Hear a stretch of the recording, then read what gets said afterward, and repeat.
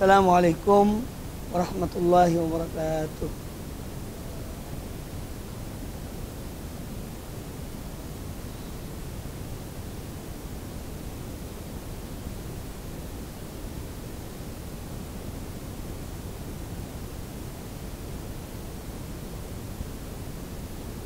Innal hamdalillah nahmaduhu wa nasta'inuhu wa nastaghfiruh wa na'udzu billahi min shururi anfusina wa min sayyiati a'malina may yahdihillahu fala mudilla lahu wa man yudlil fala hadiya lahu asyhadu an la ilaha illallah wahdahu la syarika lahu wa asyhadu anna muhammadan abduhu wa rasuluh ya ayyuhalladzina amanu taqullaha haqqa tuqatih ولا تموتن إلا وأنتم مسلمون يا أيها الناس اتقوا ربكم الذي خلقكم من نفس واحدة وخلق منها زوجها وبث منهما رجالا كثيرا ونساء واتقوا الله الذي تساءلون به والأرحام إن الله كان عليكم رقيبا يا أيها الذين آمنوا اتقوا الله وقولوا قولا سديدا يصلح لكم أعمالكم ويغفر لكم ذنوبكم ومن يطع الله ورسوله فقد فاز فوزا عظيما أما بعد. Kaum muslimin dan kaum muslimat rahimani wa rahimakumullah, pada kesempatan yang baik ini insyaallah saya akan menyampaikan sebuah tema bekal seorang mukmin untuk hari yang kekal. Allah Subhanahu wa taala telah menetapkan dalam catatan dan penuh dalam catatannya tentang apa yang akan Allah lakukan, dan Allah Azza wa Jalla menjadikan hari pembalasan atau hari kiamat sebagai hari yang mana Allah Azza wa Jalla membalas atau memberikan balasan kepada setiap hamba-hambanya atas amal perbuatannya di dunia ini. Faman ya'mal mithqala dzarratin khairan yarah. Maka barang siapa yang mengerjakan satu amal kebaikan walaupun hanya seberat satu titik debu dzarrah, maka dia akan melihat balasannya. Waman ya'mal mithqala dzarratin syarran yarahu. Dan barang siapa yang mengerjakan satu amal keburukan walaupun hanya satu titik debu, maka dia akan melihat balasannya. Nah, ayat ini dari surat Az-Zalzalah menjelaskan kepada kita bahwa pada hakikatnya semua perbuatan anak Adam tercatat dan terekam, dari yang paling kecil sampai yang paling besar,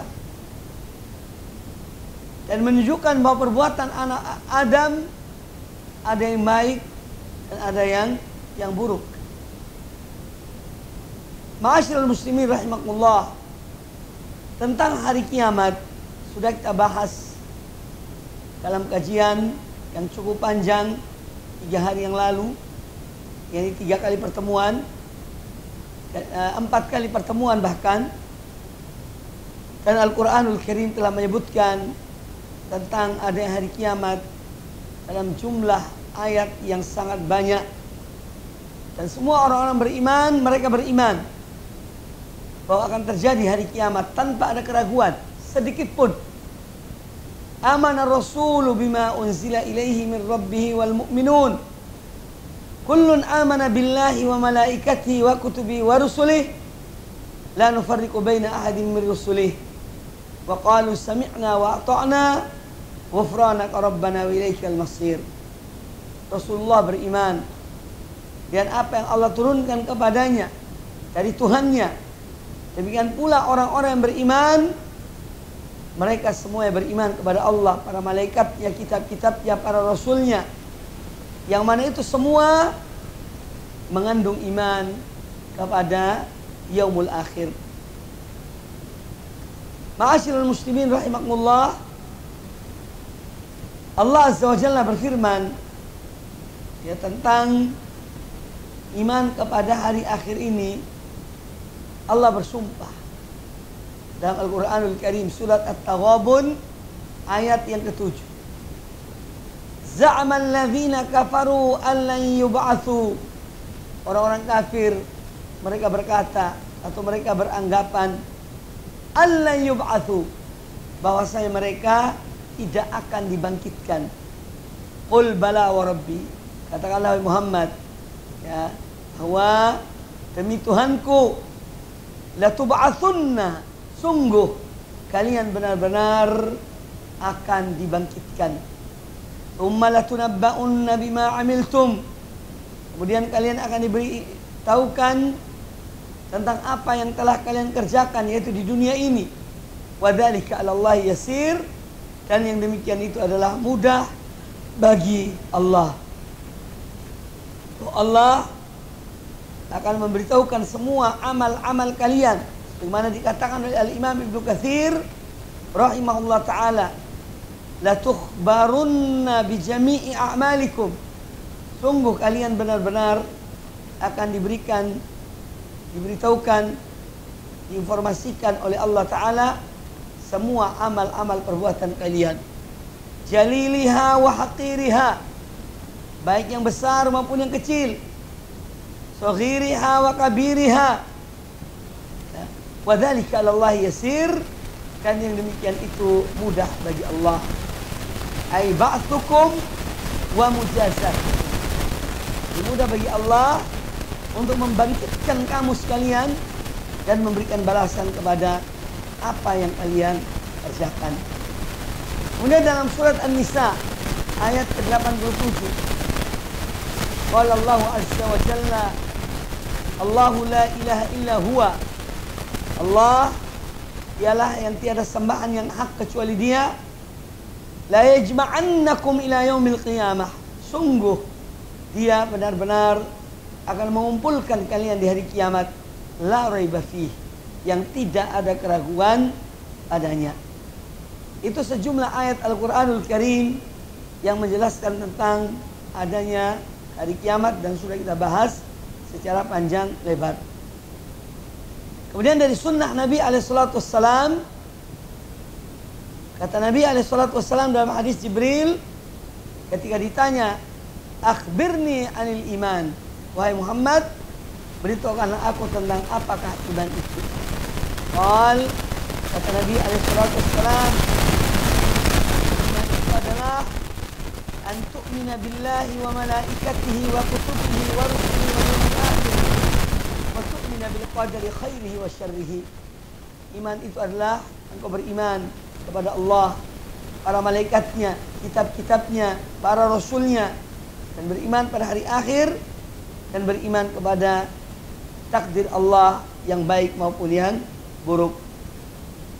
Kemudian kata Nabi SAW, man kana yu'minu billahi wal yawmil akhir falyaqul khairan aw liyasmut. Barang siapa yang beriman kepada Allah dan hari akhir, maka hendaknya dia mengucapkan perkataan yang baik atau diam. Jadi berbicara pun dikaitkan oleh Nabi SAW dengan iman kepada Allah dan iman kepada hari akhir. Barang siapa yang beriman kepada Allah dan hari akhir, hari kiamat, maka hendaknya dia mengucapkan perkataan yang baik, auliyasmud, atau diam. Maka di sini kita melihat bagaimana ya metode yang diajarkan oleh Nabi SAW hanya dua dalam hal berkaitan dengan berbicara. Kalau itu baik, bicarakanlah, atau diam, jangan bicara. Ya, karena ini yang akan dinilai oleh Allah Subhanahu wa taala. Kemudian kata Nabi SAW, "Wa man kana yu'minu billahi wal yawmil akhir fala yu'dhi jarahu." Dan barang siapa yang dia beriman kepada Allah dan hari akhir, maka janganlah dia menyakiti tetangganya. "Wa man kana yu'minu billahi wal yawmil akhir falyukrim dhaifahu." Dan barang siapa yang beriman kepada Allah dan hari akhir, maka hendaknya dia memuliakan tamunya. Hadis riwayat Imam Bukhari dan Imam Muslim. Semua ini menunjukkan bahwa Allah mengaitkan setiap perbuatan yang kecil maupun besar, yang dianggap remeh, yang dianggap biasa, dikaitkan dengan iman kepada Allah dan iman kepada hari akhir. Karena semua amal-amal itu akan mendapatkan balasan di sisi Allah Subhanahu wa taala di hari kiamat kelak. Nah, hari kiamat ini karena dahsyatnya memiliki banyak nama. Ya. Memiliki banyak nama. Lebih dari 40 nama hari kiamat dalam Al-Qur'anul Karim. Ya. Masing-masing nama hari kiamat itu sesuai dengan kondisi, keadaan, peristiwa yang terjadi di hari kiamat. Di antara nama-nama hari kiamat yang paling terkenal adalah Yaumul Qiyamah. Yaumul Qiyamah itu hari bangkitnya manusia. Ya, jadi qama yaqumu qiyaman. Ya, itu artinya berdiri, bangkit. Ya, sama dengan al-ba'ats. Ya, hari ba'ats itu hari dibangkitkannya manusia. Nah, ini hari kiamat. Kemudian di antara nama hari kiamat as-sa'ah, yaitu sa'ah, satu saat yang akan terjadi hari kiamat padanya. Allah Ta'ala berfirman, inna sa'ata la'atiyatun la raiba fiha. Sesungguhnya hari kiamat itu pasti akan datang, tiada keraguan padanya. Surat Ghafir ayat yang ke-59. Kemudian tentang Yaumul Ba'tsi, Allah Ta'ala berfirman, laqad labithtum fi kitabillah ila yaumil ba'tsi fa hadza yaumul ba'ts. Kalian telah tinggal di dunia ini ya dalam catatan Allah sampai batas waktu. Kemudian kalian bangkitkan pada hari kiamat, hari kebangkitan. Fa hadza yaumul ba'tsi, dan inilah hari kiamat, itu ketika terjadi hari kiamat. Kemudian disebut dengan Yaumuddin, hari pembalasan. Ya, Allah Ta'ala berfirman, Malik Yaumiddin, yang mau berkuasa di hari pembalasan. Semua amal perbuatan manusia akan dibalas. Kama tadinu tudan, bagaimana apa yang kamu kerjakan, maka kamu akan diberikan balasan oleh Allah Ta'ala. Kemudian disebut juga dengan Yaumul Hasrati, hari penyesalan, hari kerugian, hari penyesalan. Allah Ta'ala berfirman, wa anzirhum yaumal hasrati, dan berikanlah peringatan kepada mereka tentang hari al-hasrah, yaitu an-nadamah, hari penyesalan, ta'udhumu fihi, yang mana penyesalan pada saat itu betul-betul terjadi pada setiap orang. Orang yang soleh, apalagi orang yang tidak soleh. Orang yang mukmin, apalagi orang kafir. Itu penyesalan kalau orang beriman, mereka menyesal kenapa tidak mengerjakan amal soleh lebih dari yang telah mereka kerjakan. Ya, itu penyesalan orang-orang yang soleh. Ya, makanya di antara orang yang mati syahid disebutkan dalam hadis yang sahih, ketika mereka melihat nikmat Allah, surga Allah yang Allah janjikan bagi mereka, mereka itu ingin seandainya dihidupkan kembali, lalu mereka berjuang lagi, berjihad dan mati untuk kedua kalinya dan seterusnya. Karena mereka telah melihat ya janji Allah bagi orang-orang yang mati syahid. Maka mereka berangan-angan tentang mati syahid itu dan mereka ingin kembali ke dunia ini. Kemudian hari kiamat juga disebut dengan Yaumut Tanad, hari yaitu saling menyeru, saling berteriak satu dan yang lainnya. Dalam surat Ghafir ayat ke-32, Allah Ta'ala berfirman, inni akhafu alaikum yaumat tanad, yaitu perkataan seorang nabi, sesungguhnya aku takut atas kalian yaumat tanad, hari ketika manusia saling memanggil. Disebutkan di sini makna yaumut tanad, di at-tanad terambil dari an-nida, saling memanggil. Kalau nida itu panggilan, tanada artinya saling memanggil. Wa was-surah, yaitu hari yang mana manusia berteriak. Wa summiya yaumal qiyamah biyaumit tanad. Wa summiya yaumul qiyamah biyaumit tanad. Dan hari kiamat disebut dengan hari yang mana manusia, yang hari tanad, saling memanggil. Li'anna an-nasa fihi yunaduna ala ba'dhum ala ba'dihim al-ba'd. Karena manusia ketika itu saling memanggil, saling berteriak, ya, saling meminta pertolongan, ya, minta keselamatan. Namun walakin la malja'a min Allah illa ilaih. Tapi tidak ada lagi jalan selamat ketika itu kecuali orang-orang yang kembali kepada Allah Subhanahu wa ta'ala. Kemudian yang mutanad juga, itu hari ketika penduduk surga yang memanggil penduduk neraka. Wa nada ashabul jannati ashaban nar. Dan penduduk surga memanggil penduduk neraka. An qad wajadna ma wa'adana rabbuna haqqan. Kata penduduk surga, bahwasanya kami benar-benar telah mendapatkan apa yang dijanjikan oleh Tuhan kami, dan itu adalah hak. Apa yang Allah janjikan Allah berikan pada mereka. Kemudian mereka berkata kepada ahli nar, penduduk neraka berkata kepada penduduk surga berkata kepada penduduk neraka, fahal wajadtum ma wa'adakum wa ma wa'ada rabbukum haqqan? Maka apakah kalian telah mendapati bahwa apa yang dijanjikan oleh Tuhan kalian itu adalah benar? Qalu na'am. Kata penduduk neraka, iya, kami sudah mendapati. Nah, jadi ini menunjukkan atau makna dari yaumut tanad, yaitu hari saling memanggil. Termasuk penduduk surga memanggil, memberitahukan pada penduduk neraka apa yang telah mereka dapatkan dari Allah Subhanahu wa ta'ala. Kemudian yaumul qiyamah disebut dengan yaumul fasl, hari yang mana Allah memutuskan bagi hamba-hambanya, ya, setelah menimbang mereka, menghisab mereka, kemudian Allah memutuskan apa yang Allah putuskan. Hadza yaumul fasli alladzi kuntum bihi tukadzibun. Inilah dia hari keputusan yang dahulu kalian ketika di dunia kalian dustakan. Ini perkataan Allah kepada orang-orang kafir. Surat As-Saffat ayat yang ke-21. Kemudian disebut dengan yaumul jam'i. Hari kiamat disebut dengan yaumul jama'. Hari ketika Allah kumpulkan seluruh manusia di padang mahsyar. Wa tundhira yaumal jam'i la raiba fih. Dan agar engkau Muhammad memberikan peringatan tentang hari ketika manusia dikumpulkan, la raiba fihi, yang tidak ada keraguan padanya.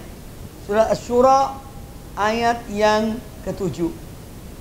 Jadi itu kemudian disebut juga yaumul hisab, hari perhitungan. Hadza ma tu'aduna liyaumil hisab. Allah Ta'ala berfirman, inilah apa yang kalian dijanjikan, yaitu di hari perhitungan. Kemudian yaumul wa'id, di hari ancaman. Ya, wa nufikha fis-suri, dzalika yaumul wa'id. Dan ditiupkan sangkakala, dan itulah hari yang terjadi ancaman Allah kepada orang-orang kafir. Kemudian disebut dengan yaumul khulud, hari kekekalan. Allah Ta'ala berfirman, udkhuluha bisalamin, dzalika yaumul khulud. Masuklah kalian ke dalam surga dengan penuh keselamatan dan kesejahteraan. Dzalika yaumul khulud, dan itulah hari kekekalan. Surat Qaf ayat yang ke-34. Kemudian disebut dengan yaumul khuruj, hari ketika manusia keluar. Ay yauma yasma'una as-sayhata bil haqqi, dzalika yaumul khuruj, hari ketika mereka mendengar sangkakala ditiup dengan sebenarnya, itulah dia hari mereka dikeluarkan dari kubur-kubur mereka. Kemudian disebut juga dengan al-waqiah, ya, hari yang pasti terjadi. Ya, idza waqa'atil waqiah, apabila terjadi hari kiamat itu, dan seterusnya. Ya, banyak nama-nama yaitu hari kiamat, ya, termasuk al-qari'ah, yaumut talaq, yaumut taghabun, hari ketika manusia merasa merugi, ya, atas perbuatan-perbuatan mereka yang kurang. Ya, ini semua nama-nama hari kiamat, termasuk at-tamatul kubra, bencana malapetaka yang besar, yaitu at-tamatu al-kubra. Itu malapetaka yang besar, yaitu hari kiamat. Kemudian yang berikutnya, mata yaumul qiyamah. Kapankah hari kiamat itu? Jawabannya adalah la ya'lamuhu illallah. Tidak ada yang mengetahuinya kecuali Allah. Manusia bertanya, orang-orang kafir bertanya, karena kufurnya mereka. Dalam surat Al-Ahzab ayat 63, yas'alukan nasu anis sa'ah. Manusia bertanya pada engkau Muhammad tentang kapankah terjadi kiamat. Qul innama ilmuha indallah. Katakanlah bahwasanya ilmu tentang hari kiamat itu hanyalah di sisi Allah. Wa ma yudrika la'alla as-sa'ata takunu qariba. Dan kamu bisa jadi kamu tidak tahu, ternyata hari kiamat itu sudah dekat. Kemudian Allah Ta'ala berfirman dalam surat Al-A'raf ayat 187, yas'alunaka 'anis sa'ati. Mereka bertanya kepadamu tentang hari kiamat, kapan terjadinya? Ayyana mursaha, kapan terjadinya? Qul innama ilmuha inda rabbi. Katakanlah sungguhnya ilmunya hanya ada pada Tuhanku. La yujalliha liwaqtiha illa huwa. Tidak ada satupun yang Allah beritahukan tentang kapan hari kiamat itu kecuali Allah Ta'ala. Jadi hanya betul-betul hanya Allah yang maha mengetahuinya. Ya, ini tentang kapan hari kiamat. Banyak ayat-ayat yang manusia bertanya kepada Nabi SAW, kapan terjadi hari kiamat. Dan pertanyaan mereka itu bukan karena mereka beriman, tidak. Ya, karena mereka mendustakannya. Jadi seakan-akan mereka mengatakan, kalau benar hari kiamat itu ada, kapan sih hari kiamat itu? Kadang-kadang mereka istajilunaka bil azab. Mereka itu minta segera azab itu. Ya. Karena mereka tidak percaya kepada azab Allah Ta'ala. Seperti kaum Ad, kaum Thamud. Mereka menantang rasul-rasul mereka, nabi-nabi mereka. Ayo, mana azab Allah yang kamu omongkan? Ya, tunjukkan kalau memang itu benar. Allah turunkan azab kepada mereka. Kemudian setelah kita mengetahui tentang kepastian hari kiamat itu, maka apa yang menjadi kewajiban bagi setiap muslim, setiap orang beriman tentang hari kiamat itu? Apa yang harus dilakukan?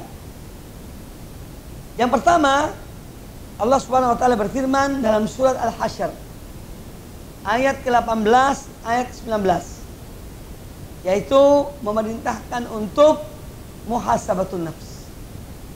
Ya. Muhasabatun nafs, introspeksi diri. Allah Ta'ala berfirman, ya ayyuhalladzina amanu, wahai orang-orang yang beriman, ittaqullah, takutlah kalian kepada Allah. Wal tanzur nafsun ma qaddamat lighad.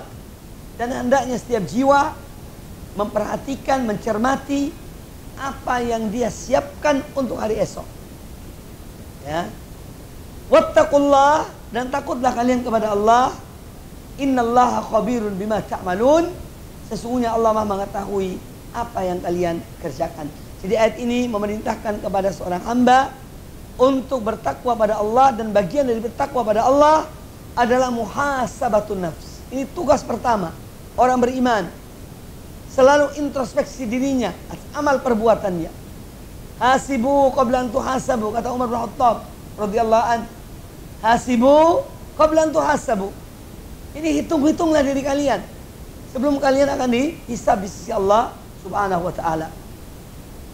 Kemudian lanjutan ayat ini pada ayat 19 surat Al-Hasyr, Allah Ta'ala berfirman, wala takunu kalladzina nasullah, dan janganlah kamu menyerupai orang-orang yang lupa kepada Allah. Fa ansahum anfusahum, maka Allah menjadikan mereka lupa untuk berbuat baik yang bermanfaat untuk diri mereka.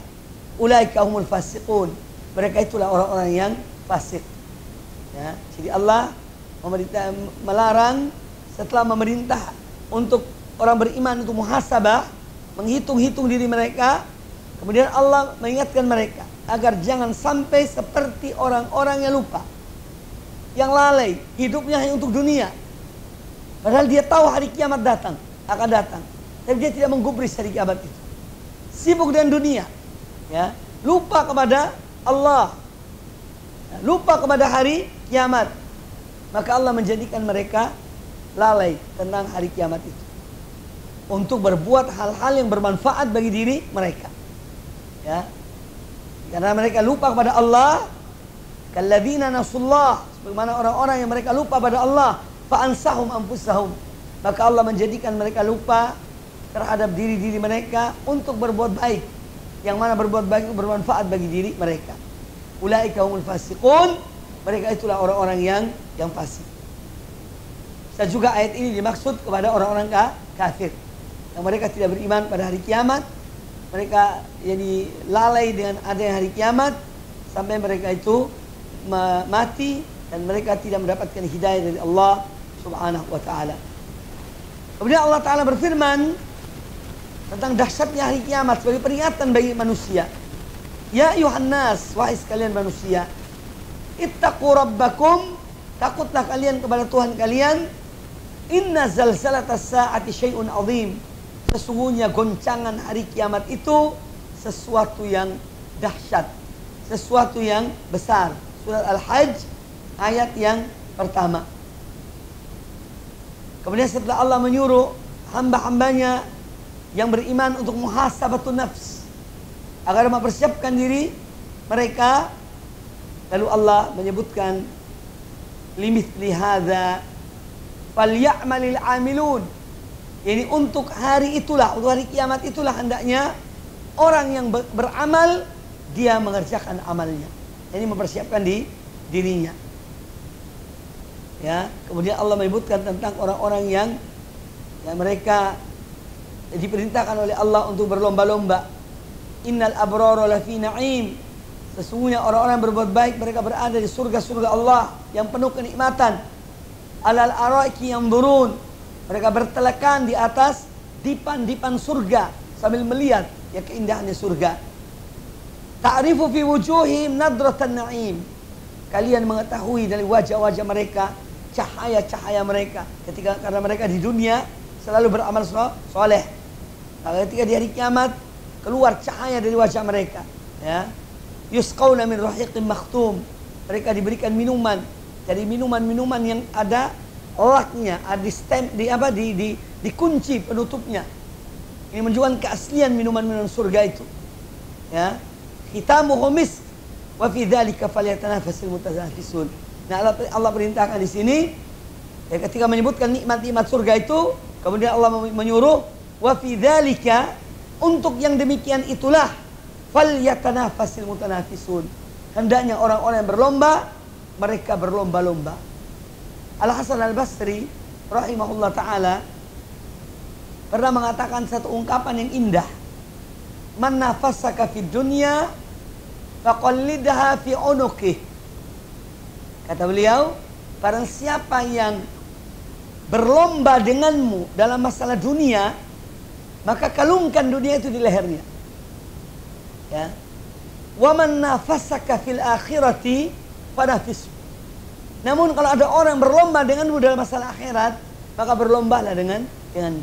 Berlombalah dengan dia. Ini perkataan Al-Hasan Al-Basri rahimahullah ta'ala. Barang siapa berlomba dengan anda dalam masalah dunia, ambil dunia itu, kalungkan di lehernya. Ya. Barang siapa berlomba denganmu dalam masalah akhirat, berlombalah dengannya. Ya, dalam perbuatan baik. Kemudian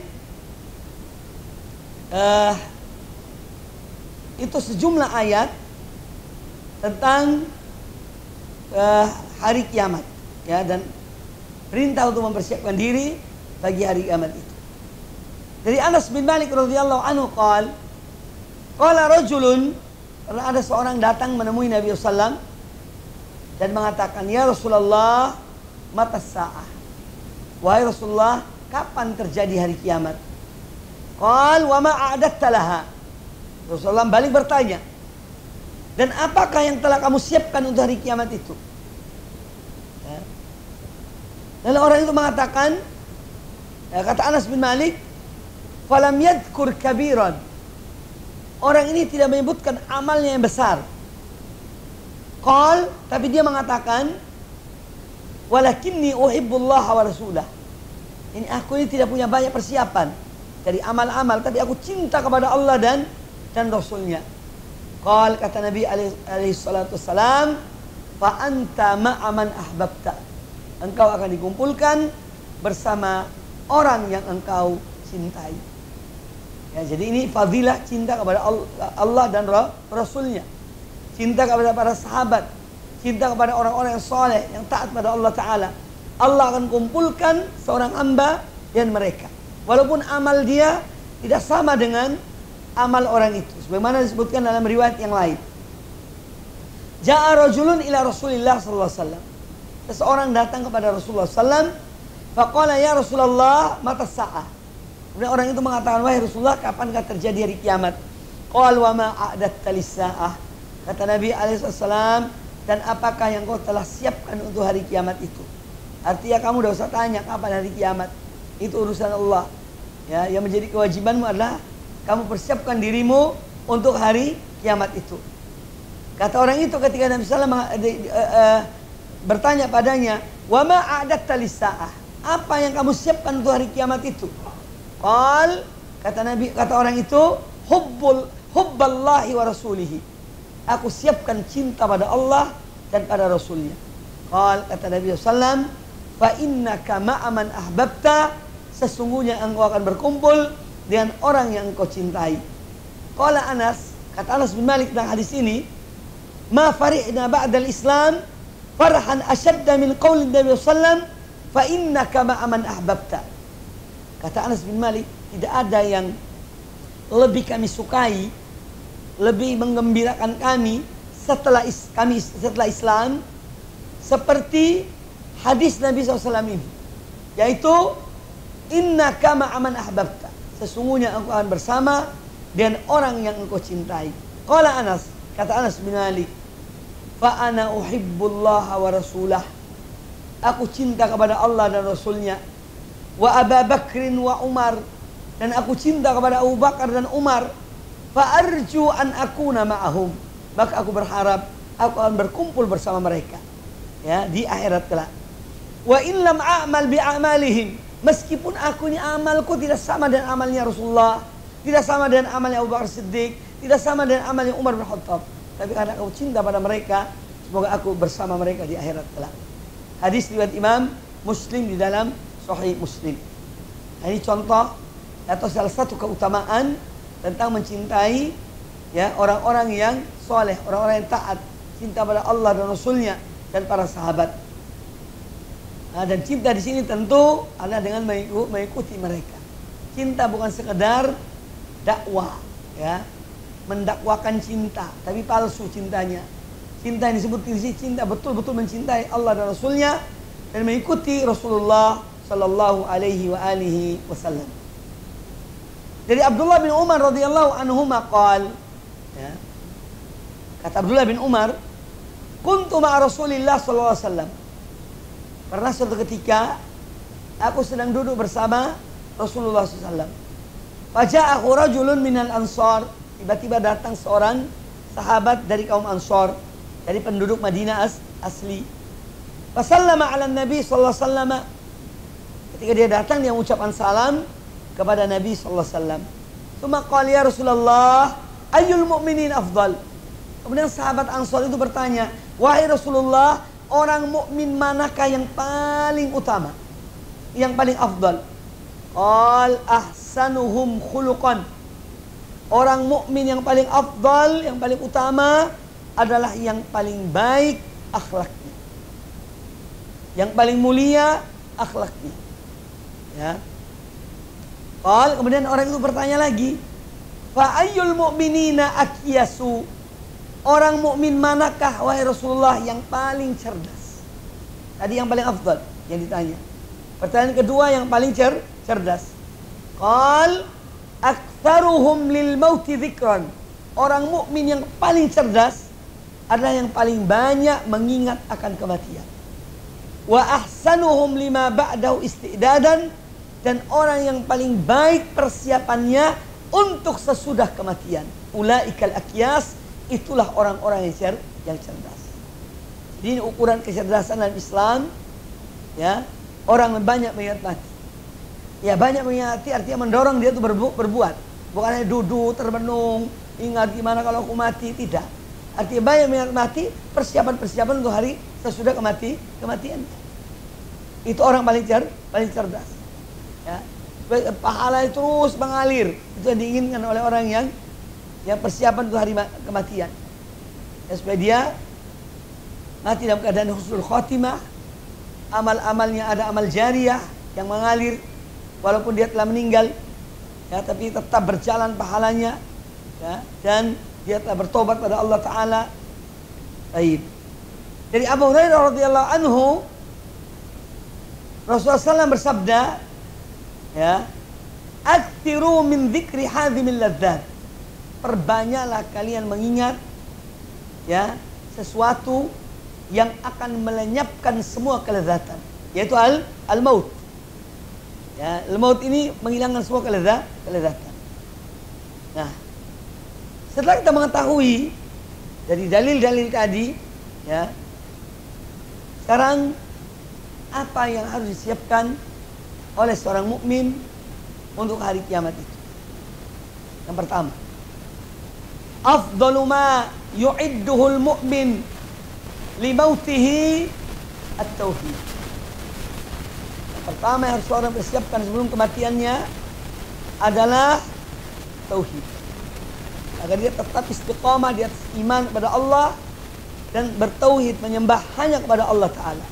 Allah Ta'ala berfirman, innal ladzina qalu rabbuna Allah, sesungguhnya orang-orang yang berkata Allah Tuhan kami, ya, tsumma istaqamu, kemudian mereka istiqamah dalam iman mereka, dalam tauhid mereka, sampai menjelang kematian, tatanazzalu alaihimul malaikah, maka akan turun pada mereka para malaikat rahmat, sembari berkata, alla takhafu wa la tahzanu wa abshiru bil jannati allati kuntum tu'adun. Jangan kalian takut, jangan kalian berduka cita atau bersedih hati, ya, dan berita gembira bagi kalian dan surga yang telah disiapkan oleh Allah bagi orang-orang yang telah disiapkan untuk kalian. Jadi ini afdal, paling utama yang disiapkan oleh seorang mukmin. Dia menjaga tauhidnya, menjaga imannya sampai hari kiamat. Ada kisah, ya, seorang sahabat dari tabi'in, ya, dia bersahabat dengan Amr ibn al-As, namanya Ibnu Shimasah Al-Mahri. Kata beliau, hadarna Amr ibn al-As wa huwa fi siyaqil maut, fi siyaqatil maut.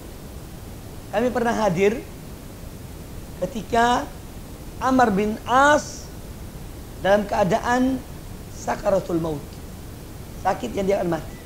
Ya beki tawilan. Amr bin As ini menangis dengan tangisan yang panjang. Wa hawwala wajhahu ilal jidar, dan dia memalingkan wajahnya ke tembok. Dia balik punggungnya yang hadap ke tembok.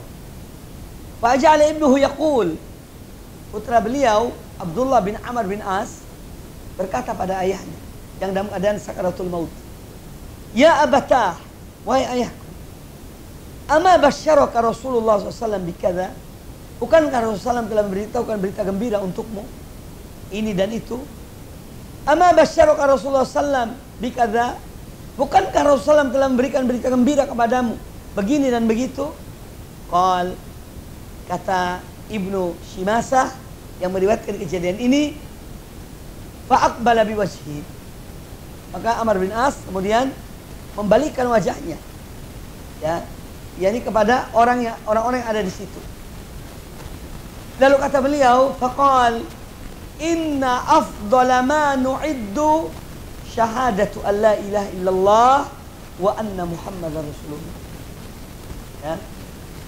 Sesungguhnya yang paling utama yang kita siapkan, yakni untuk kematian ini, adalah persaksian bahwasanya tiada sembahan yang hak kecuali Allah dan bahwasanya Muhammad adalah Rasul dan Allah. Ya. Amr bin As ini dikisahkan orang yang pernah bertanya, kata dia Amr bin As, seandainya ada orang yang bisa menyifatkan tentang kematian. Dan ketika dia mengenai sakaratul maut, ada di antara sahabatnya bertanya pada Amr bin As, bertanya tentang bagaimana sakaratul maut ini. Dan sekarang apa yang kau rasakan tentang sakaratul maut? Kata Amr bin As radhiyallahu an, gambaran sakaratul maut itu seperti orang yang bernafas, yang nafasnya itu melewati lubang jarum. Nafasnya melewati lubang jarum. Kita bayangkan kalau kita kena influenza, dua-dua kesumbat, hidungnya tidak bisa bernapas. Kita bernapas dari mulut, ala kulihal masih ada mulut, saya tarik dari naik. Ini semua tertutup. Tinggal ibarat satu lubang jarum. Itu tempat keluar masuknya. Itu yang digambarkan oleh Amr bin As ketika ditanya, seperti apa kematian itu? Ibarat seorang yang bernafas, ya, dan nafasnya itu ibarat dari dari sebuah lubang jarum. Kita kembali kepada intinya adalah pertama yang disiapkan oleh seorang mukmin dan dia berupaya untuk istiqamah adalah tauhid. Iman pada Allah dan iman kepada Rasulullah sallallahu alaihi wasallam. Ini yang disebut oleh Mu'adz bin Jabal dalam hadis Rasulullah, "Man kana akhiru kalamihi la ilaha illallah, dakhala al-jannah." Karena siapa yang akhir ucapannya dia mengucapkan la ilaha illallah, dakhala al-jannah. Mungkin ada yang bertanya, ya, dalam hadis Nabi sallam, "Lakkinu mautakum la ilaha illallah." Tuntunlah orang-orang yang akan wafat di antara kalian kalimat la ilaha illallah. Mungkin ada yang bertanya, apakah dituntun juga kalimat Muhammadur Rasulullah? Jawabannya, jika seorang itu belum beriman, maka yang dituntun dua kalimat syahadat. Qul la ilaha illallah Muhammadur Rasulullah. Katakan la ilaha illallah dan Muhammad Rasulullah. Itu kalau dia belum beriman. Tapi orang yang sudah beriman, yang dituntun itu cukup kalimat tauhid. Ya, cukup mengucapkan kalimat la ilaha illallah. Karena Muhammad Rasulullah itu ikut dalam kalimat la ilaha illallah. Ya, itu dia ikut walaupun tidak diucapkan tidak diucapkan Muhammad Rasulullah, kalimat itu dan sendiri mengikuti la ilaha illallah itu. Karena seorang yang beribadah pada Allah harus mengikuti Muhammadur Rasulullah. Dan itu yang dianjurkan oleh Nabi alaihissalam, tuntunlah orang-orang yang akan meninggal di antara kalian kalimat la ilaha illallah. Ya, bukan Allah. Ada sebagian orang yang jahil, ya. Kalau ada orang meninggal disuruh Allah. Kalau ditanya, kok kalimat Allah yang disuruh? Iya, khawatirnya kalau dia mengatakan la ilaha, katanya meninggal, mati kafir. Itu kata mereka. Ini karena kejahilan mereka. Ya. Pertama ini karena jahil. Yang kedua su'dzon, prasangka buruk kepada orang ini. Khawatir kalau dibilang la ilaha. Siapa yang memberitahukan Anda bahwa dia akan mengatakan la ilaha kemudian dia mati? Tidak ada yang tahu. Maka kewajiban kita adalah melaksanakan apa yang diperintahkan oleh Nabi. Ar-Rasul SAW memerintahkan lakkinu mautakum la ilaha illallah. Tuntunlah orang-orang yang akan meninggal di antara kalian kalimat la ilaha illallah. Lakukan apa yang diperintahkan Rasul. Adapun dia nanti mati seperti apa, itu urusan Allah Subhanahu wa taala. Tapi kita telah melakukan apa yang menjadi kewajiban kita. Jadi kadang-kadang berpikir itu tanpa dasar. Ya, su'dzon.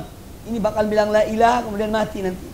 Ini bilang tidak ada Tuhan, ini mati kafir. Dari mana taunya? Ini banyak orang-orang yang ya tidak ngerti dan mereka yang melakukan hal ini. Ya, cukup kalimat Allah. Dan saya pernah menyaksikan hal itu. Makanya di sini pentingnya kalau ada orang sakaratul maut, hendaknya di sampingnya orang berilmu. Panggil orang berilmu atau keluarganya yang berilmu, suruh dekat dengan orang itu. Daripada nanti diajari yang aneh-aneh. Ya. Agar kalau ada orang dalam sakaratul maut, jadi ada yang menuntunnya. Ada yang mengarahkan dia kepada kalimat tauhid. Kemudian yang kedua, yang dipersiapkan seorang mukmin untuk hari kematiannya, yaitu at-taubatu an-nasuhah wal inabatu ilallah. Hendaknya bertobat dengan tobat yang sebenarnya. Taubat yang murni. Taubatun nasuha itu ada dua makna. Bagaimana dikatakan para ulama. Makna pertama taubatun nasuha, yaitu seorang bertobat dari semua dosa-dosanya yang pernah dia lakukan. Ini taubat. Makna pertama penafsiran taubat nasuha. Yang kedua, taubat nasuha artinya taubat yang betul-betul murni, ikhlas karena Allah. Karena arti nasuh itu dari nasoha. Nasoha artinya kholuso, ya, artinya murni. Al-dhahabun nasih artinya emas murni 24 karat. Itu disebut al-dhahabun nasih atau al-dhahabul khalis, emas murni. Jadi at-taubatun nasuh, taubat nasuh itu taubat betul-betul seorang dia berhenti dari dosanya, ikhlas karena Allah Ta'ala, ya, murni ingin bertobat. Sudah cukup, misalnya umurku sudah sekian, aku sudah melalui masa-masa yang tidak baik, aku ingin memperbaiki diriku, mempersiapkan kematian. Kemudian dia bertobat dari semua dosa. Jadi inti taubat nasuha itu ada dua makna. Sebagian ulama mengartikan makna taubat nasuha, dia bertobat dari semua dosa-dosa yang pernah dia lakukan. Bertobat. Karena manusia macam-macam dosa. Sekarang pertanyaan, kalau ada orang melakukan beberapa macam dosa, dia minum khamar, naudzubillah, dia naudzubillah berzina, dia juga judi, ya, ada beberapa jenis dosa yang dia lakukan. Apakah boleh dan sah seorang berhenti dari salah satu dosa di antara dosa-dosa yang dia lakukan? Misalnya dia berhenti dari berzina, tapi dia masih minum khamar. Dia tobat dari berzina, ya. Artinya dia tobat dari salah satu jenis dosanya, sementara dosa yang lain masih dia lakukan. Apakah sah tobatnya? Sebagian ulama mengatakan sah. Tobat pada jenis dosa yang dia lakukan itu adalah sah, ya. Tapi itu dia setelah melakukan sesuatu. Namun yang diperintahkan tobat dari semua dosa. Tobat dari semua dosa. Namun kalau dia bertobat dari salah satu jenis, seorang misalnya makan riba, ya, dia berhenti dari riba, tapi dia kadang-kadang masih minum, ya, dia kadang-kadang masih minum, masih tetap minum minuman keras. Namun di riba dia berhenti. Aku tidak mau riba lagi. Apakah sah tobatnya dalam riba ini? Jawabannya sah, ya, walaupun dia masih berbuat dosa yang lain. Pertanyaan kedua tentang tobat. Jika seorang berbuat dosa, kemudian dia berhenti dari dosanya, gak taubat nasuh, betul-betul berhenti, ya. Pada umumnya, syaitan itu kalau orang menyesal dengan perbuatan dosanya, dia tidak berani mendekati orang itu. Nanti sudah berlalu, ya, mungkin 2 tahun, 3 tahun, orang yang berhenti dari dosanya, datangi lagi sama syaitan. Kamu kan sudah bertobat. Ingat masa-masa lalu. Di toko ini kamu datang, di kafe ini kamu minum, minumannya zen. Loh, digitukan, diingat-ingatkan. Kemudian seorang tergoda, misalnya. Akhirnya dia ini masuk ke tempat itu lagi, ya. Kemudian minum lagi. Pertanyaannya, apakah tobatnya yang pertama ini, yakni sudah sah, yakni dosa yang baru ini dalam hal minuman keras, apakah dosa yang baru dilakukan digabungkan dengan dosa yang dulu kembali, atau dosa yang pertama selesai, Allah menerimanya, kemudian minuman yang berikutnya setelah 5 tahun 6 tahun yang dilakukan ini catatan baru. Jumhur ulama mengatakan catatan baru. Ya, dosa yang pertama itu yang sudah bertobat, ya, itu tetap disah dan diterima oleh Allah SWT. Adapun dia ulangi lakukannya, itu catatan baru. Karena apa? Kita diperintahkan bertobat oleh Allah Ta'ala. Tapi tidak ada jaminan tobat seorang itu betul-betul sampai sekian tahun, tidak ada jaminan. Bisa jadi dia kembali. Nah, tapi kita lakukan apa yang diperintahkan oleh Allah, itu bertobat. Kalaupun seorang kembali, maka tobat yang pertama ini sudah sah. Ya. Tidak dicatat lagi yang ini gabung, ya, ini kembali catatannya. Nah, jadi mayoritas ulama mengatakan bahwa dosa yang kedua ini Ini catatan baru. Baik.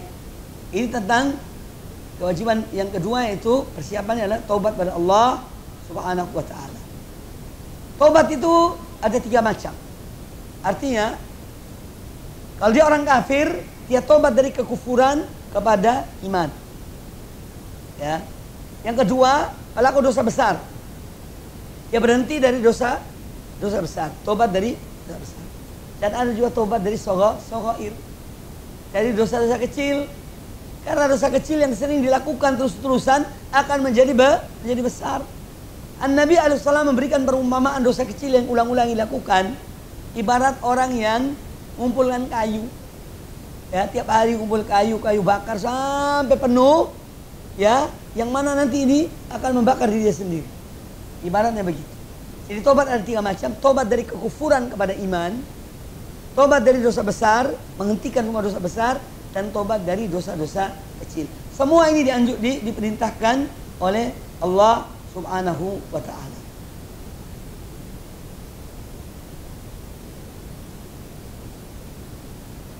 Kemudian yang ketiga, persiapan yang ketiga dari seorang mukmin ya untuk yaumul qiyamah, untuk kematiannya adalah dengan memperbanyak amal-amal kebaikan. Ya, memperbanyak amal kebaikan. Al-Imam Ibnu Qayyim rahimahullah ta'ala berkata, samudra penghapus dosa seorang mukmin ada 3. Ya, samudra penghapus dosa seorang mukmin ada 3. Pertama, at-taubatu wal istighfar. Bertobat dan beristighfar. Apa beda tobat dan istighfar? Tobat itu artinya berhenti dengan fisiknya dari dosa. Itu tobat. Dia berhenti dari perbuatan dosa dan seluruh anggota badannya. Kalau dulu minum, berhenti dari minum. Itu tobat namanya. Istighfar artinya minta ampun dengan lisan.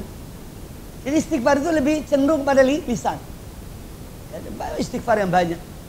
Jadi yang pertama adalah tobat dan istighfar. Dan istighfar diperintahkan oleh Al-Quran. Banyak ayat-ayat Al-Quran memerintahkan istighfar. Astaghfirullah, innallaha ghafurur rahim. Kemudian yang kedua adalah memperbanyak amal-amal kebaikan setelah bertobat. Supaya amal kebaikan ini menggantikan amal keburukan itu. Innal hasanati yudhibnas sayyi'at. Sesungguhnya perbuatan-perbuatan baik akan menghapus perbuatan buruk. Jadi ya, penghapus dosa yang kedua adalah mengerjakan amal-amal kebaikan setelah seorang bertobat dan setelah dia melakukan amal-amal ya yang dosa, perbuatan-perbuatan dosa. Yang ketiga, ya, samudra penghapus dosa adalah bersabar dari musibah-musibah yang menimpa dirinya. Allah menguji dia yang sakit, dan kehilangan harta, anak, dan seterusnya. Ini ujian-ujian ini dia harus sabar.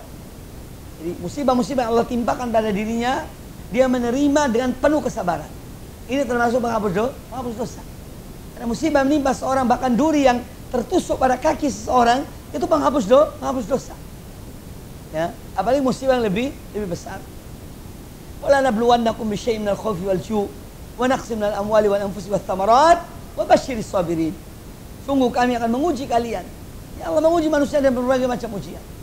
Ya, dan kelaparan, ya, dan rasa takut, menguji dan kehilangan jiwa, kematian keluarga, ya, familinya, orang-orang yang dicintainya, dan berbagai macam ujian. Kita terima dengan penuh kesabaran, karena ya, yakin bahwa itu ada hikmah di balik itu. Nah, ini termasuk penghapus dosa. Jadi memperbanyak amal kebaikan, memperbanyak amal soleh. Kemudian di antara amal-amal soleh itu adalah dengan mengerjakan hal-hal yang wajib. Dan hal yang paling wajib bagi seorang hamba adalah beribadah pada Allah Ta'ala. Karena ini yang menjadi hikmah Allah menciptakan manusia. Wa ma khalaqtul jinna wal insa illa liya'budun. Maka Allah menetapkan kewajiban-kewajiban pada hamba-hambanya kaum mukminin puasa, sholat, zakat, dan seterusnya. Kerjakan amal-amal yang wajib itu. Terutama adalah sholat 5 waktu ini. Karena ini pertama kali dihisab. Dari semua amal-amal kebaikan yang kita lakukan, entah itu sedekah, haji, amar ma'ruf, nahi mungkar, ya, zakat dan lain sebagainya, yang pertama dihisab adalah sholat. Kalau sholatnya benar, sholatnya diterima oleh Allah Ta'ala, maka amal-amal ibadah lainnya akan diterima oleh Allah Ta'ala. Tetapi kalau sholatnya ditolak oleh Allah Ta'ala, maka semua amal-amal kebaikan yang dikerjakannya, dia tidak diterima. Jadi al-qiyam bil faraid, ya, melaksanakan semua yang Allah wajibkan kepada seorang mukmin. Allah Ta'ala berfirman, wa'bud rabbaka hatta ya'tiyakal yaqin. Dan istiqamah dalam ibadah. Dan Allah menyuruh kita istiqamah dalam ibadah. Ya, sembahlah, beribadahlah kepada Rabbmu, kepada Tuhanmu, hatta ya'tiyakal yaqin, sampai datang pada engkau kematian. Sampai datang kematian kepada istiqamah dalam ibadah kepada Allah.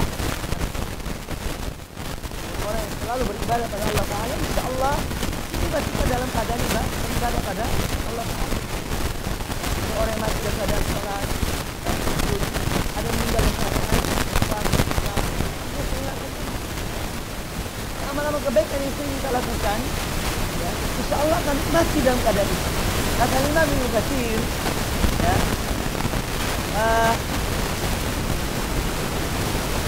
man syaba ala syai', ya, man syabba ala syai' syaba alaihi. Man syabba ala syai' syaba alaihi. Man syaba ala syai' syaba alaihi. Dan siapa yang ingin melakukan satu hal yang merasa menjadi, maka dia akan berjuang melakukan satu hal.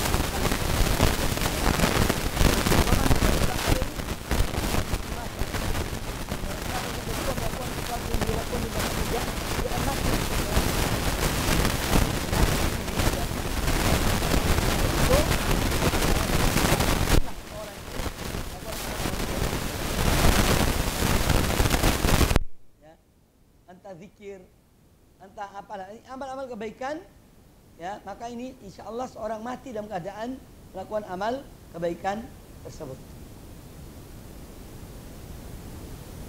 Ada seorang ulama hadis, namanya Abu Zur'ah Ar-Razi rahimahullah.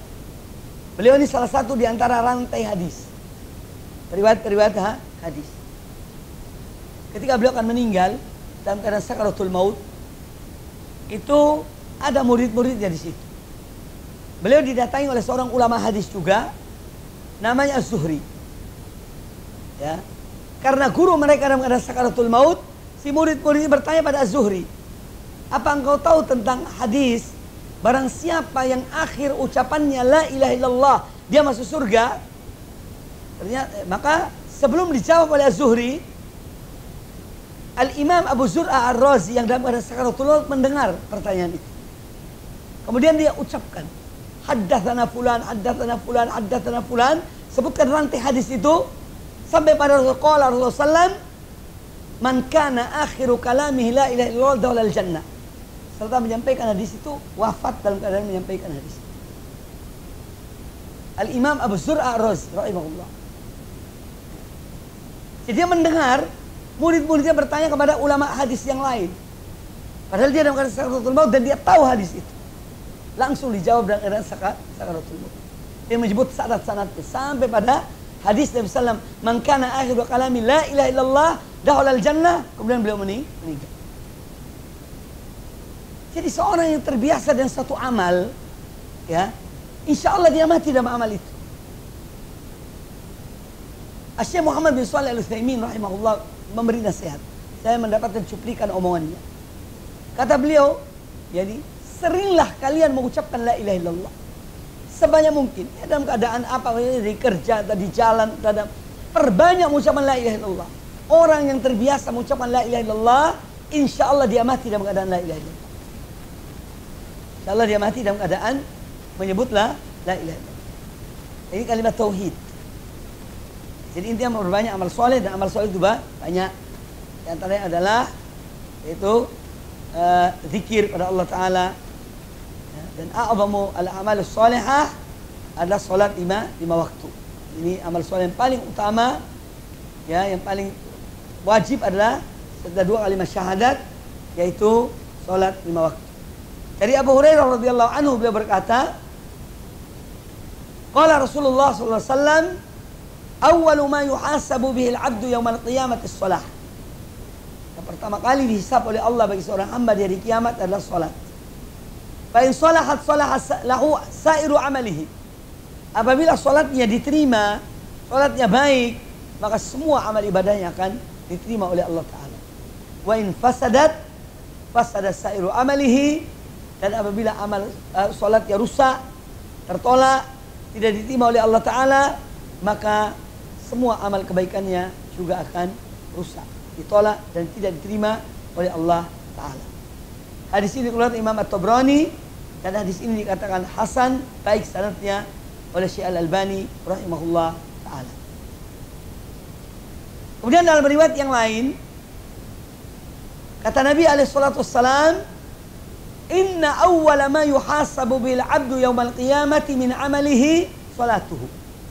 Sesungguhnya yang pertama kali dihisab oleh Allah seorang hamba di hari kiamat dari amalnya adalah salatnya. Fa in saluhat faqad aflaha wa anjah. Apabila salatnya benar, berarti dia beruntung dan dia selamat. Wa in fasadat faqad khaba wa khasira. Tapi kalau salatnya rusak, maka dia rugi dan dia celaka. Fa in taqasa min faridati syai'un.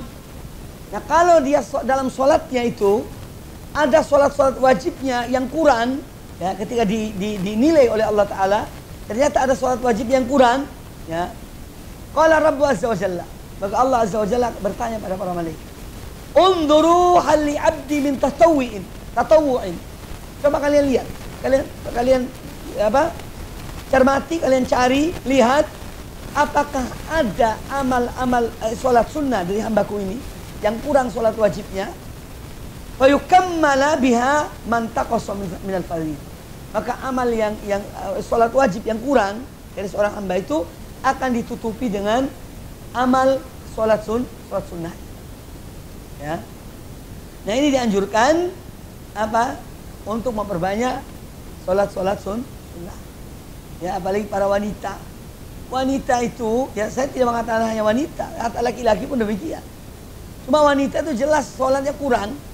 Ya, karena ada datang bulan setiap bulan 7 hari meninggalkan salat, atau 6 hari meninggalkan salat. Maka untuk menutupi ini, perbanyak salat-salat sunnah di saat dia dalam keadaan tidak datang bulan. Salat tahajud, salat duha, qabliyah, ba'diyah, lakukan. Ya, kita pun demikian. Ini tidak hanya untuk wanita, laki-laki pun demikian. Kemudian kata Nabi SAW, thumma yakunu sa'iru amalihi ala dhalik. Jadi semua amal demikian. Kita usahakan, ya, salat, misalnya puasa wajib dan puasa sunnah. Kalau ada orang misalnya ada kekurangan dalam puasa sunnahnya, puasa wajibnya, itu ditutupi dengan puasa sunnah. Nah, ini manfaat dari melakukan amal-amal yang sunnah. Ada orang kurang dalam zakatnya. Dia ketika mengeluarkan zakat, hitungannya keliru. Atau sengaja mengurangi zakatnya. Tapi dia sering sedekah.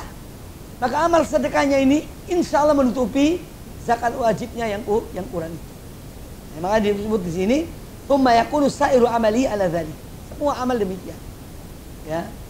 Kekurangan dari yang wajib akan dilihat dari yang sunnah. Ya, untuk memenuhi yang kurang itu.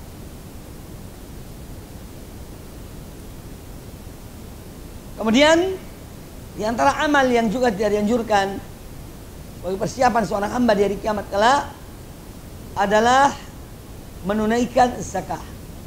Bagi orang yang telah memiliki harta dan dia hartanya telah mencapai nisab, ya, dia betul-betul harus menghitungkan dengan baik zakatnya. Jangan semaunya. Kadang-kadang ada orang mengeluarkan zakat datang bulan Ramadan, oh sesukanya dia keluarkan tanpa menghitung jumlah hartanya. Nah, ini tidak benar. Kenapa saya menyebut bulan Ramadan? Sebetulnya zakat itu kalau sudah satu tahun. Seorang mulai bekerja pada bulan, dan ini bulan yang dipakai adalah bulan-bulan Qamariyah. Ya, karena ini yang menjadi tolak ukur dalam semua hitungan Islam. Ya, masa iddah misalnya, itu bukan dihitung tanggal 1 Januari fulan meninggal. Nanti pada tanggal 10 April ya baru habis masa iddah. 10 Mei ya, 10 Mei habis masa iddahnya. Bukan itu yang dihitung. Karena jumlah hari dalam bulan-bulan perhitungan matahari itu lebih banyak ya daripada bulan Hijriyah. Bulan Hijriyah ya 30 dan 29. Sedangkan bulan-bulan itu ada 30 dan 31. Jadi patokan dalam perhitungan itu adalah bulan-bulan Hijriyah. Seorang berdagang, jangan hanya dihitung dari aku mulai dagang Januari. Udah. Ya. Lihat, Januari itu bulan apa? Dari Hijriyah. Karena ini patokan zakat. Ya. Kalau dia mulai berdagang bulan Muharram, maka zakatnya dikeluarkan di bulan Muharram tahun depan. Misalnya. Jadi bukan dari bulan-bulan Qamariyah. Semua dalam hitungan, dalam masalah-masalah agama ini. Masa iddah, ya. Kemudian zakat, ya. Sama haji apa semua dengan bulan bulan Qamariyah. Ya, ini sayangnya kita memang tidak dibiasakan oleh orang tua kita dahulu untuk menghitung dengan bulan-bulan tahun-tahun Hijriyah itu. Ya. Nah, ini perlu ada kesadaran ya, yang baru. Anak cucu kita, dan kita hitung lahir cucunya tanggal berapa, lihat Januarinya atau bulan Qamariyahnya, bulan Syamsiyah matahari, juga lihat bulan bulan Qamariyahnya. Jadi kita tahu anak saya lahir tanggal Hijriyah, tanggal Masehinya sekian, tanggal Hijriyah sekian. Ya. Ini penting. Banyak yang orang melalaikan tentang masalah ini. Jadi zakat yang dikeluarkan ini termasuk yang diperhitungkan di hari kiamat kelak. Kata Nabi SAW dari Abu Darda radhiyallahu anhu, khamsun, ada 5 perkara. Man jaa bihinna ma'a imanin dakhalal jannah. Barang siapa yang mengerjakan 5 perkara ini dengan betul-betul dia beriman, maka dia akan masuk surga. Yang pertama, man hafadha 'ala shalawatil khams. Barang siapa menjaga solatnya yang 5 waktu. Ya. Apa yang dijaga? Ala wudu'ihinna. Dia wudu dan sempurna ketika akan solat. Wa ruku'ihinna. Rukunya tumaknina, benar rukunya dalam solat-solatnya. Sujudihinna, dalam sujud-sujudnya. Wa mawaqitihinna, dan waktu-waktunya. Dia lakukan tepat waktu, wudunya sempurna, rukunya benar-benar sempurna, itidalnya, sujudnya. Ini yang pertama. Kalau dia lakukan hal ini, jaminan surga. Yang kedua, wasoma Ramadan. Dia berpuasa di bulan Ramadan. Wa hajjal baita. Yang ketiga, melakukan ibadah haji. Ini istata'a ilaihi sabila, kalau dia mampu mengerjakannya. Yang keempat adalah a'taz zakah wa a'taz zakah tayyibatan biha nafsuhu. Dia menunaikan zakat dengan penuh keikhlasan. Ya. Dia lakukan mengeluarkan zakat itu dan penuh keikhlasan.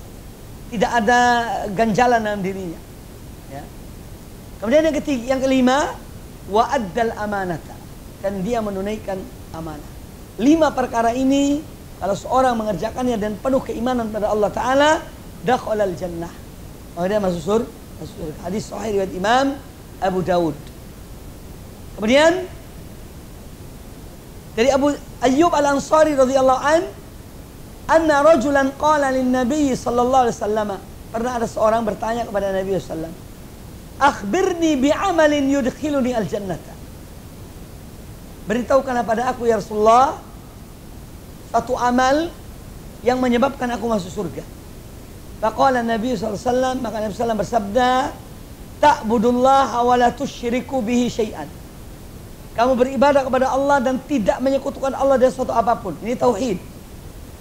Yang kedua, wa tuqimus shalah. kamu menegakkan sholat. Yang ketiga, wa tu'tiz zakah, kamu menunaikan zakat. Yang keempat, wa tasilur rahim, kamu menjaga hubungan rahim. Ini amalan-amalan yang dengannya seorang mendapatkan surga Allah Subhanahu wa ta'ala. Kemudian berbagi amal-amal kebaikan lainnya. Ya. Karena apa? Kata Nabi SAW, Sona'iul ma'ruf taqi masari as-su. Semua perbuatan-perbuatan baik ini akan mencegah seorang dari su'ul khotimah. Ya. Semua amal kebaikan ini mencegah seorang dari mati dengan su'ul khotimah. Ya, jadi itu amalan-amalan puasa termasuk sudah disebutkan tadi dengan dalilnya. Ya, apalagi ada hadis tentang babur royan, pintu surga yang namanya royan, khusus untuk orang-orang yang berpuasa. Jadi intinya kita memperhatikan amal-amal yang menjadi kewajiban kita, yang diwajibkan oleh Allah Subhanahu wa taala, termasuk yang wajib yang mereka mampu melakukan ibadah haji. Karena ibadah haji ini adalah ibadah yang dengannya seorang terhapus dosanya. Ya, ya. Wa hajjun mabrur laisa lahu al-jazaa illa al-jannah. Haji mabrur tidak ada balasannya kecuali surga. Kata Nabi alaihi salatu wassalam. Kemudian dalam di antara keutamaan haji, kata Nabi alaihi salam, man hajja lillahi, barang siapa yang melakukan ibadah haji betul-betul karena Allah, walam yasfut walam yafsuk, dia tidak melakukan hal-hal yang bersifat porno, wala yafsuk, dia tidak melakukan perbuatan maksiat, raja'a ka yaumi waladathu ummu, maka dia kembali dari hajinya seperti anak yang baru lahir dari perut ibunya. Semua amal-amal kewajiban ini yang Allah wajibkan ini sebagai penghapus dosa yang menyebabkan seorang masuk surga. Ini yang harus kita siapkan. Kemudian di antara amalan yang persiapan seorang hamba ya untuk hari kiamat kelak adalah memperbanyak sedekah. Ini yang disebut oleh Al-Quranul Karim dalam surah Al-Munafiqun ayat 10. Allah perintahkan infak. Wa anfiqu mimma razaqnakum min qabli an ya'tiya ahadakumul maut fayaqulu rabbi laula akhartani ila ajalin qarib fa asaddaqa wa akun minas salihin. Dan infakkanlah apa-apa yang Allah rezekikan pada kamu sekalian. Sebagian dari apa yang Allah rezekikan pada kamu sekalian sebelum datang pada kalian, kepada seorang di antara kalian akan kematian. Fayaqul, nanti dia mengatakan ketika dalam sakaratul maut, Rabbi laula akhartani ila ajalin qarib. Wahai Tuhanku, tangguhkanlah aku ajalku ini. Tambah sedikit waktuku ini. Fa asaddaqa, supaya aku bersedekah. Wa akun minas sholihin, dan agar aku menjadi orang-orang yang soleh. Ini menunjukkan keutamaan sedekah. Karena yang disebutkan ketika dia akan meninggal, tangguhkanlah umurku sedikit supaya aku bisa bersedekah. Ya, ini keutamaan pahala sedekah. Dan di antara keutamaan sedekah, ya, An-Nabi SAW menyebutkan tentang 7 golongan manusia yang akan mendapat naungan Allah di hari kiamat kelak. Ya, dalam riwayat itu disebutkan secara khusus, wa rajulun tasaddaqa bi shadaqatin. Salah satu orang yang akan mendapat naungan Allah di hari kiamat, yang pada hari itu tidak ada naungan kecuali naungan Allah, seorang yang dia memberikan sedekah, ya, yang dia memberikan sedekah dengan cara sembunyi, sehingga tangan kirinya tidak mengetahui apa yang diinfakkan oleh tangan kanan.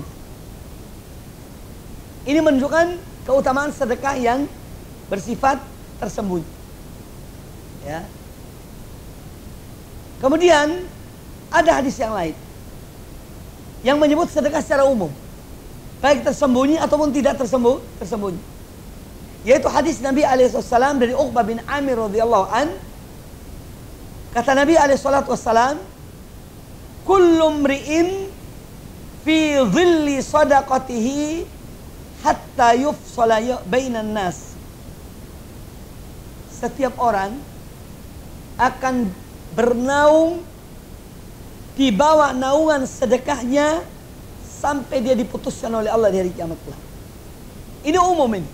Kalau yang tadi 7 golongan, hadis sedekah tersembunyi. Ternyata ada hadis yang lain yang menunjukkan bahwa semua sedekah, selama orang itu ikhlas karena Allah Ta'ala, maka sedekah itu akan menjadi naungan dia di hari kiamat kelak. Ini pahala sedekahnya akan menaunginya di hari kiamat kelak, sampai Allah memutuskan perkara manusia pada hari itu. Hatta yufsala bainan nas, atau qala yuhkama bainan nas, sampai Allah putuskan di antara manusia.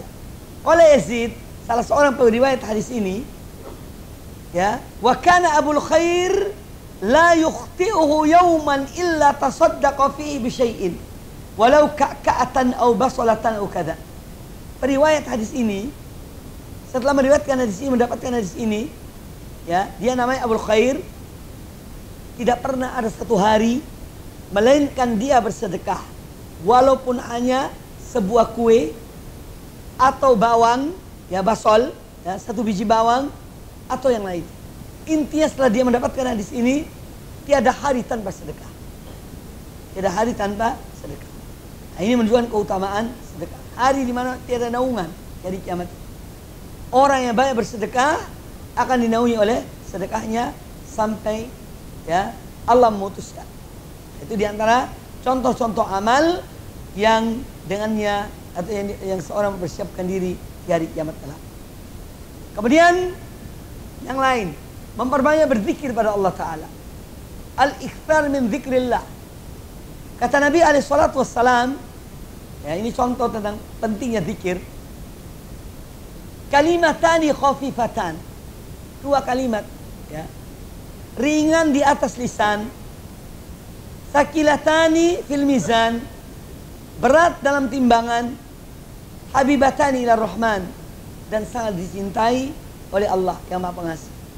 Subhanallah bihamdih, subhanallah al-azim. 2 kalimat ini sebagai pemberat timbangan amal soleh seseorang dari kiamat kelak. Ringan, tak berat. Ada lagi hadis, ya, tentang kalimat subhanallah, 4 kalimat. Subhanallah, alhamdulillah, wa la ilaha illallah, wallahu akbar. Ini nanti di hari kiamat, ada yang di depan, ada yang di kiri, ada yang di kanan, mencegah orangnya dari azab Allah Subhanahu wa taala. 4 kalimat itu, ya, akan melindungi sebagai perisai bagi seorang hamba di hari kiamat kelak. Hadis sahih. Jadi 4 kali subhanallah walhamdulillah wa la ilaha illallah wallahu akbar. Tidak ada amalan-amalan yang ringan, kadang-kadang kita tidak tahu fadilahnya, ya, padahal manfaatnya luar biasa. Daripada membuat bid'ah, bikin kalimat, ajaran macam-macam aneh-aneh yang tidak pernah diajarkan oleh Rasulullah SAW. Padahal sudah ada ajaran-ajaran Nabi SAW yang lebih utama untuk diamalkan. Ya, contoh zikir-zikir yang disebutkan tadi. Kemudian barang siapa mengatakan, kata Nabi SAW, barang siapa mengucapkan subhanallahil azim wa bihamdih, gurisat lahu nakhlatun fil jannati. Setiap satu kalimat subhanallahil azim wa bihamdihi, maka ditanamkan untuknya 1 pohon korma di surga kelak. Hadis sahih riwayat Imam At-Tirmidzi. Kemudian yang terakhir, belum ini kan, masih bisa, ya, lanjut. Baik. Di antara amal-amalan yang harus disiapkan oleh seorang hamba di hari kiamat kelak, dan ini banyak, ya, kita harus memperhatikannya, adalah al-ibtiad anil zulmi bi anwa'iha. Menjauhi perbuatan-perbuatan kezaliman dengan berbagai macamnya. Ya. An-Nabi SAW bersabda, ittaqud zulma fa inna zulma zulumatun yaumal qiyamah. Takutlah kalian dari berbuat kezaliman, karena sungguhnya kezaliman itu adalah kegelapan-kegelapan di hari kiamat kelak. Wattaqus syuha, dan takutlah kalian, jauhilah kalian dari sifat pelit. Fa inna syuha ahlaka man kana qablakum, karena sifat pelit ini telah membinasakan orang-orang sebelum kalian, umat-umat sebelum kalian. Hamalahum ala an safaku dima'ahum wastahallu maharimahum. Pelit ini telah membawa mereka sampai pada pertumpahan darah di antara mereka dan menghalalkan yang diharamkan oleh Allah Subhanahu wa taala. Hadis riwayat Imam Muslim. Jadi menjauhi perbuatan-perbuatan kezaliman. Sudah saya jelaskan. Az-zulmu thalatha anwa'. Kezaliman ada 3 macam. Zulmun la yughfar. Kezaliman yang tidak akan diampuni oleh Allah jika seorang mati dalam keadaan berbuat kezaliman tersebut, yaitu syirik pada Allah Ta'ala. Ini tidak akan diampuni oleh Allah kalau dia tidak bertobat dari kesyirikan, lalu mati. Yang kedua, zulmun yughfar. Kezaliman yang diampuni oleh Allah Ta'ala, yaitu perbuatan dosa seorang hamba antara dia dan Allah Ta'ala. Tidak ada hubungan dengan hak-hak manusia. Dosa antara dia dengan Allah Ta'ala. Kemudian dia bertobat, maka Allah mengampuni dosa. Ya. Zulmun yughfar. Dosa-dosa yang diampuni oleh Allah Ta'ala. Kemudian yang ketiga, zulmun la yutraku. Kezaliman yang tidak akan dibiarkan oleh Allah Ta'ala, yaitu zulmul ibad ba'dhum ba'd. Kezaliman sesama hamba-hamba Allah. Ya. Makanya kata Nabi SAW, al-muslimu alal muslimi haram. Orang muslim pada muslim yang lain haram. Apa yang haram? Damuhu wa maluhu wa irduhu. Darahnya, hartanya, dan kehormatannya. Ini kezaliman-kezaliman. Ya, makanya ada hadis muflis. Ya. Kata Nabi SAW, atadruna mal muflis?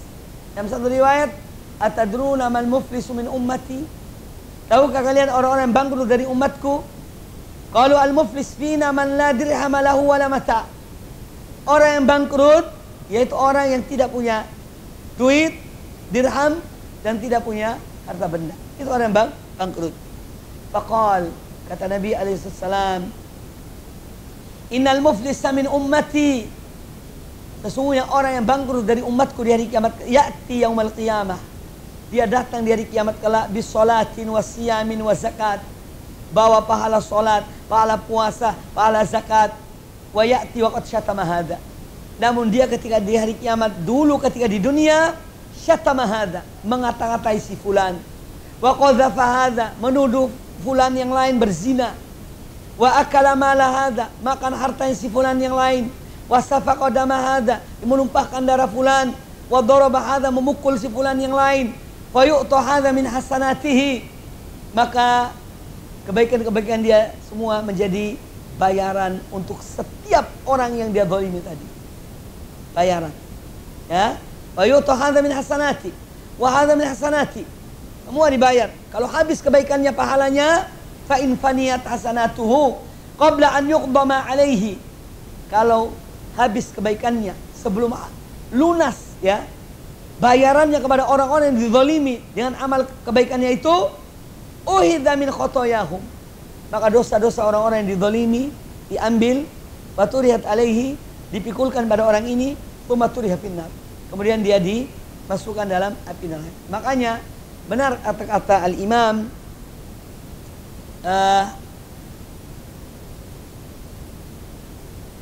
Al-Munawi rahimahullah ta'ala,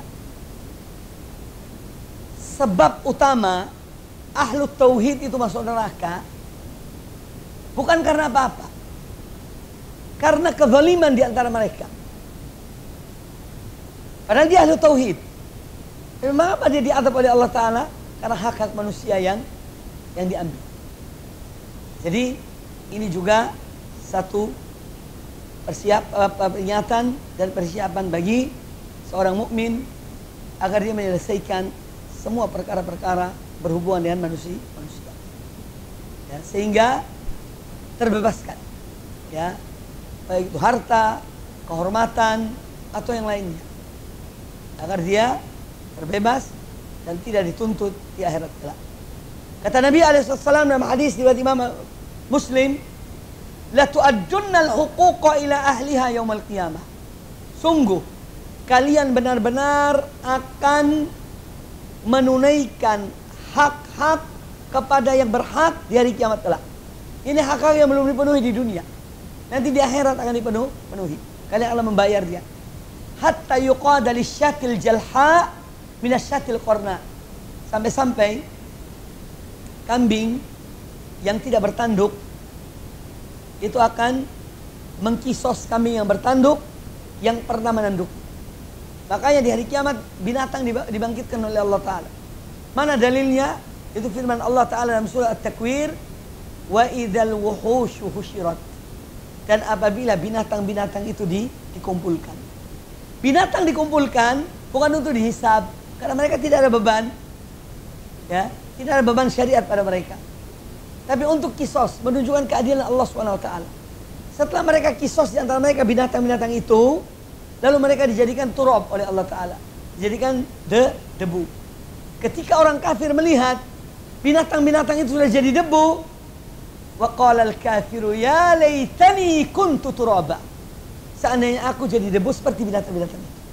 Itu perkataan kafir, orang-orang kafir. Mereka berangan-angan jadi debu setelah mereka melihat binatang-binatang itu sudah dijadikan debu oleh Allah Ta'ala setelah mereka kisos di antara mereka. Jadi ini hak-hak manusia, jangan kita gampangkan, jangan kita remehkan. Semua orang punya kasus. Tidak ada yang tidak punya kasus. Di antara kita. Kasus warisan tidak dibagi, yang satu hawas, mangkel, ya. Kadang-kadang gini, orang bersaudara itu tidak semua cukup. Ada yang hidupnya susah, hidupnya pas-pasan, sementara yang satu kaya. Yang kaya ini, sudahlah, janganlah, ini punya orang tua kita, tidak usah dibagi, ini kenang-kenangan. Subhanallah, kok jadi kenang-kenangan? Iya. Ini masalah yang banyak terjadi pada sebagian kaum muslimin. Makanya, ya, salah satu di Biladul Haramain, ketika ada orang meninggal, itu yang pertama dicatat hartanya dibagi warisan. Kalau kita banyak bertele-tele, sampai anak cucu, nanti datang ke ustadz yang tahu tentang faraid. Ini fulan tinggalkan rumah, kemudian anaknya sekian, ini mati duluan, ini punya anak sekian. Subhanallah, kita menyulitkan diri kita sendiri. Maka alangkah baiknya warisan dibagi setelah orang tua meninggal. Secepat mungkin dibagi. Selesai masalah. Daripada nanti beranak bina sampai cucu ngamuk, anak tuntut, mana punya jidi dulu, ya kakekku, mana? Itu terjadi, itu tidak bisa dipungkiri. Terjadi. Ini contoh. Ya. Dan yang lain. Baik, saya kira cukup. Mudah-mudahan apa yang disampaikan bermanfaat bagi kita semuanya, dan semoga Allah Ta'ala senantiasa memberikan taufik pada kita untuk kita betul-betul mempersiapkan diri kita liyaumil qiyamah, untuk hari yang dahsyat. Ya. Dan kita semoga mendapatkan rahmat Allah, ampunan dan kasih sayangnya. Amin ya rabbal alamin.